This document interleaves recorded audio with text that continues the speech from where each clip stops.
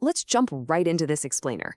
If you've grabbed a coffee or skimmed the business news lately, you probably caught a headline that seems super straightforward. Starbucks is cutting jobs at its headquarters.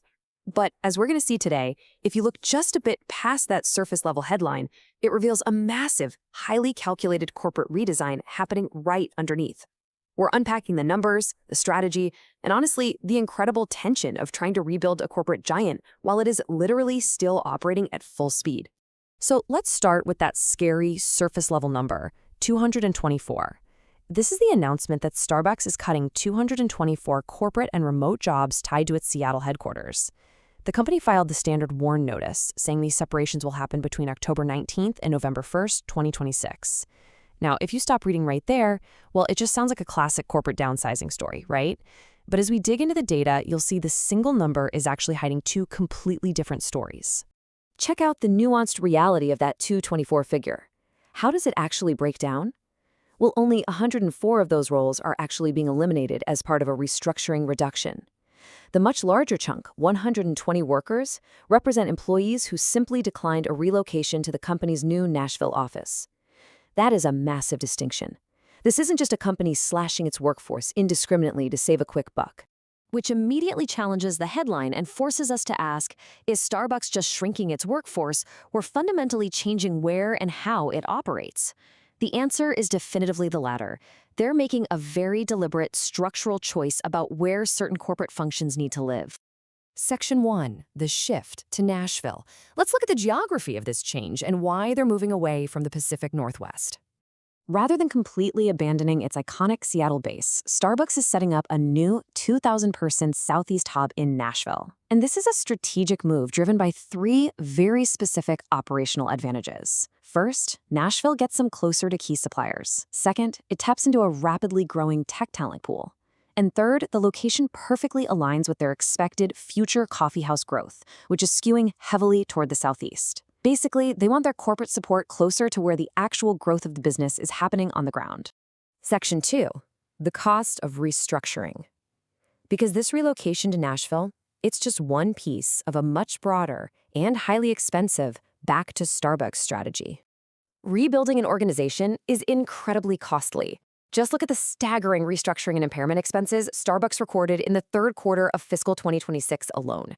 $292.6 million. I mean, you'd have to sell a lot of Frappuccinos to cover that. When you compare that to the $299.9 million spent across the first 3 quarters combined, you immediately see how heavily weighted this recent quarter was. This money is pouring into severance, facility costs, lease expenses, and asset impairments. And remember, all this is happening right alongside 247 underperforming store closures from earlier in the year.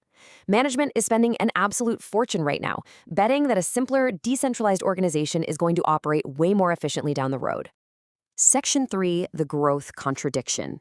This brings us to a really fascinating paradox right at the heart of this corporate turnaround. This brilliantly illustrates that tension we talked about earlier.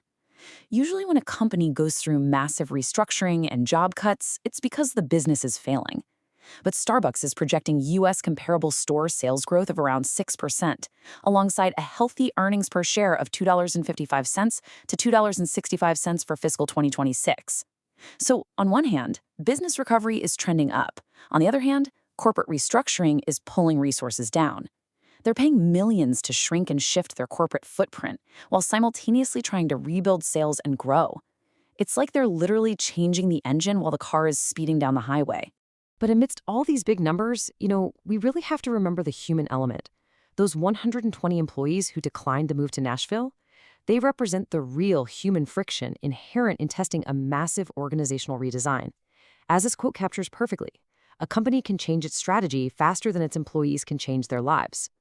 For Starbucks, moving tech and supply chain roles to Nashville is a great strategy on a whiteboard. But for an employee, it means uprooting housing, family, schools, their entire community. That friction is a real, unavoidable cost of corporate transformation. Section 4. 3 future scenarios.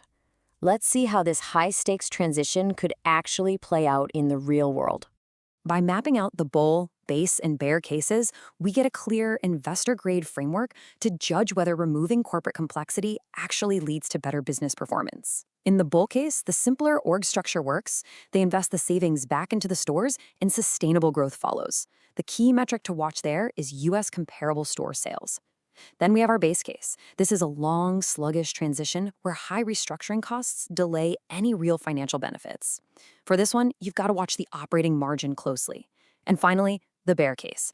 They change too much, too fast, suffer massive talent loss from the Nashville relocation, and growth just totally fails to accelerate. In that scenario, operational disruption simply outweighs any cost savings. Section 5. What matters next? Because Starbucks is clearly reallocating resources, here is exactly what we need to focus on going forward. If you want to track whether this massive gamble is actually paying off, these are the specific indicators you need to watch. We have to track the comparable store sales trajectory to see if customers are responding to the changes. We need to monitor operating margin health to make sure profitability isn't being entirely eaten up by transition costs. We've got to keep a very close eye on those restructuring and corporate expenses. They absolutely cannot stay at nearly $300 million a quarter forever. And finally, we have to watch the progress of the Nashville transition itself. Can they actually attract that new tech talent they're banking on in the Southeast? Ultimately, you have to look past the initial shock of the daily headline and ask this fundamental question, especially as the company changing the machine while keeping the stores running. Can Starbucks' broader restructuring actually restore the profitability investors are expecting?